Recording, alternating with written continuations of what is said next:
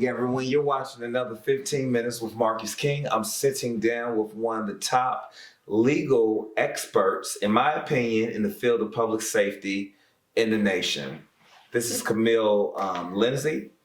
Camile actually is involved in many things.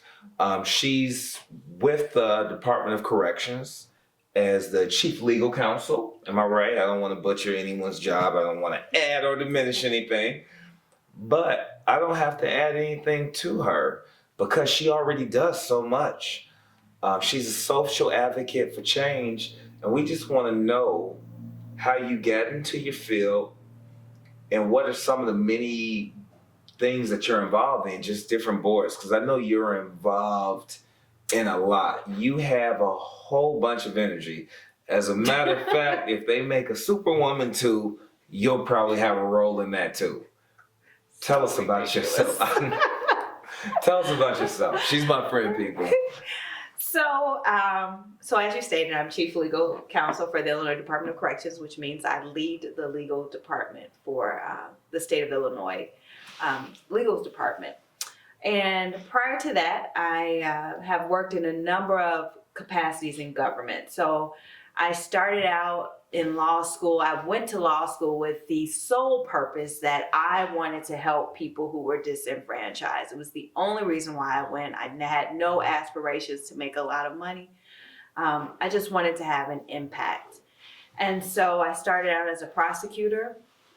And in that role, I prided myself on trying to always be fair and not only ensure that there was justice for the victims, but also for the defendants. And that meant, not putting on evidence that I knew was faulty. Right. It meant taking into consideration the players and trying to come up with what I believed were fair plea deals. It meant just being compassionate, and that's something that I think I've taken to every job that I've had since starting to work 16 years ago. 16 years? 16 years. You're old. Thanks. So after that, I We're the same age. worked for the Illinois Attorney General's office, where I did civil rights litigation. I left there, went back to the state's attorney's office where I did civil rights litigation for them for a very short period of time before accepting a supervisory role with the Illinois Department of Children and Family Services. Left there and was hired as Deputy Chief Legal Counsel for the Illinois Department of Corrections, and then was promoted to Chief Legal Counsel for the Department of Corrections in July of 2016. So I've been with the Department of Corrections now for 6 years. 6 years? 6 years. Okay. And so in addition to working in the legal field, I try to be as involved as I can in other areas that are passions of mine. So I serve on, of course, the parent-teacher organization at my kids' school. I chair the diversity committee for my children's school. I've been involved on a number of committees in the school district here where I live. I am on the board of directors for Housing Forward, an organization that is dedicated to eradicating homelessness. So I enjoy my work, not only being on the board of directors, but also volunteering in our shelters. And I'm a member of the Black Women Lawyers Association. So I found a number of ways to get involved in areas that I am passionate about, namely areas that there is room to make improvements for people who look like me, to be quite frank. Wow. That's a lot. I think some of the boards that you sit on, and one of the things that really stood out to me, because I know you do public safety and there's a big push on a national level, but also another problem that people are starting to address, and I want them to get more serious about it, is homelessness. Mm-hmm. That's such a big thing, especially in the Midwest. I mean, anywhere in the country, homelessness. Right. California has a huge issue, yes. Right. But here, it gets so cold. Like, It's cold now. Yes, it's very cold now. And with that being said, you know, how do you, because I know you have to balance your work life, but just, with your volunteer efforts, like, how do you work with the homeless and how do you spend time? Because that is itself, that's not really volunteer work. That's actually a full-time job. So how do you make time? Is it just what's in your heart that pushes you? Yeah, I try to find time for things that will impact others and that I enjoy doing. So, no, it's not a full-time job because it really is, in terms of my volunteer work with the shelters, that's a weekend thing that I would do. And I absolutely, absolutely love it. It's my favorite volunteer activity, just because I enjoy, serving meals to men and women who I know are often treated like they are less than, and so I love being able to give them some sense of dignity and respect. And then as a result of that, my board membership came out of volunteering. I decided I wanted to do more.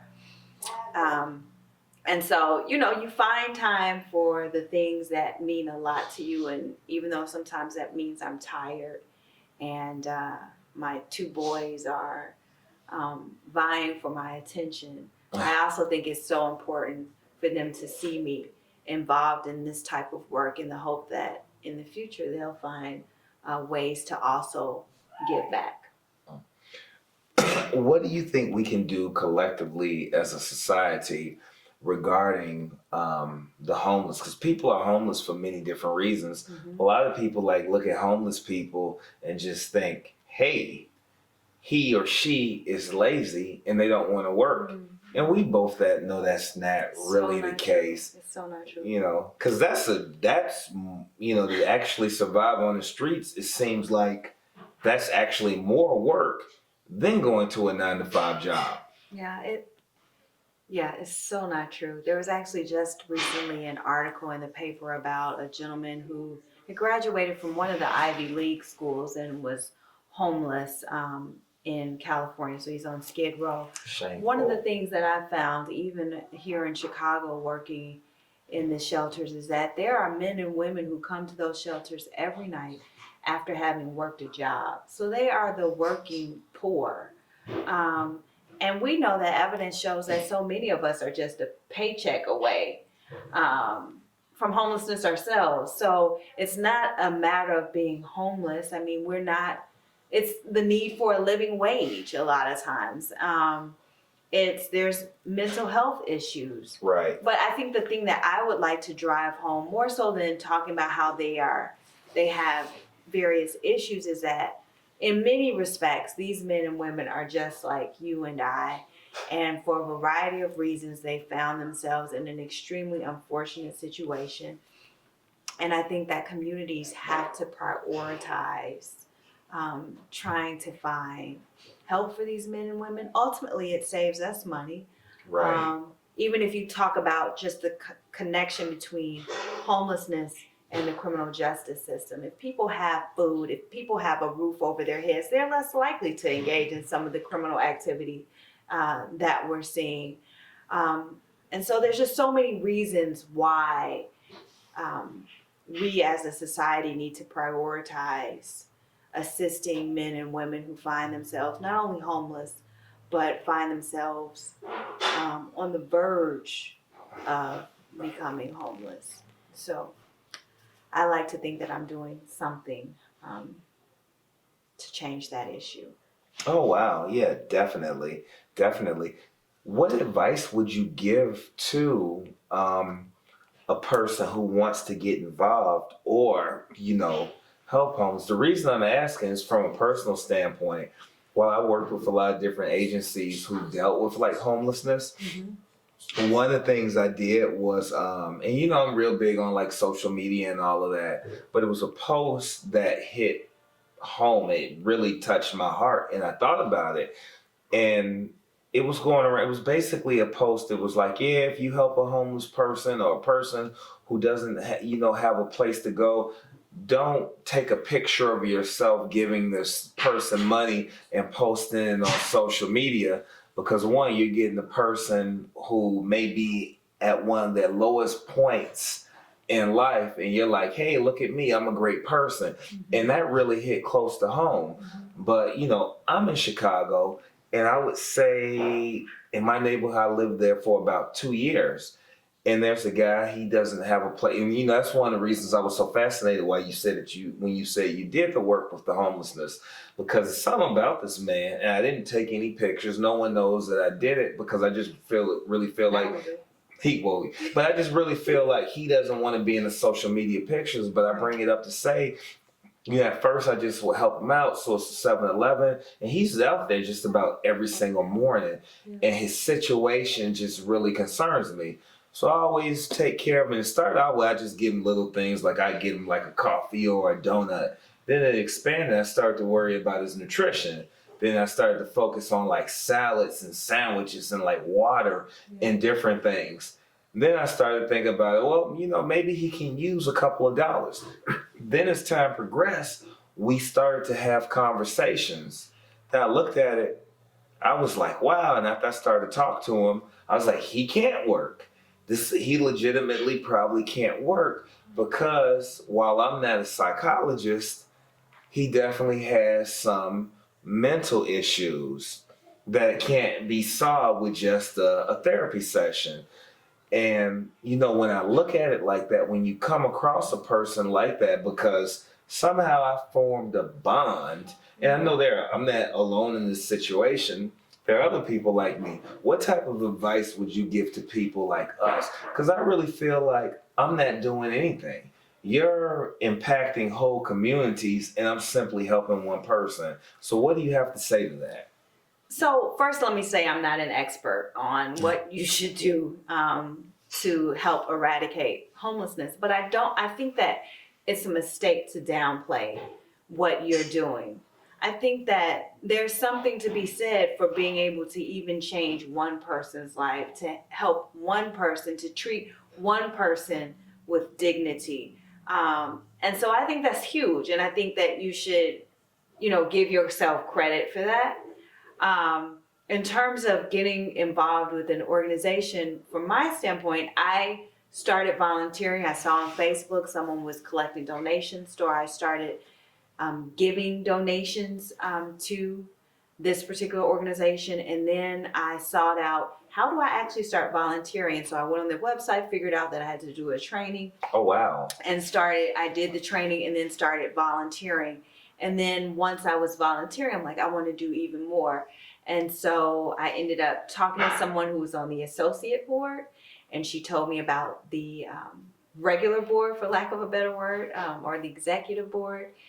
And so I reached out to someone on the board and just said, hey, I'm really passionate about this work. I enjoy it. It's my favorite volunteer activity. And the rest is history. I did an interview and actually joined the board.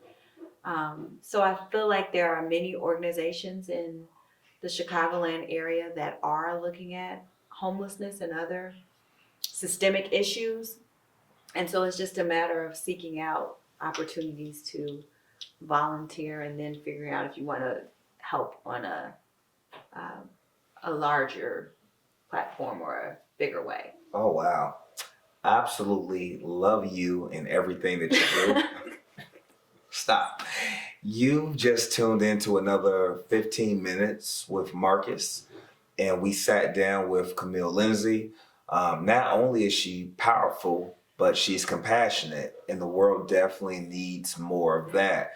And we're going to do a follow-up segment with her. We're going to follow Miss Lindsay, if she'll allow us, to one of the shelters and see how we can all get involved with helping the homeless, because winter is here in full blast. Again, you've tuned into another 15 minutes with Marcus, and we appreciate you all. Thank you. Thank you.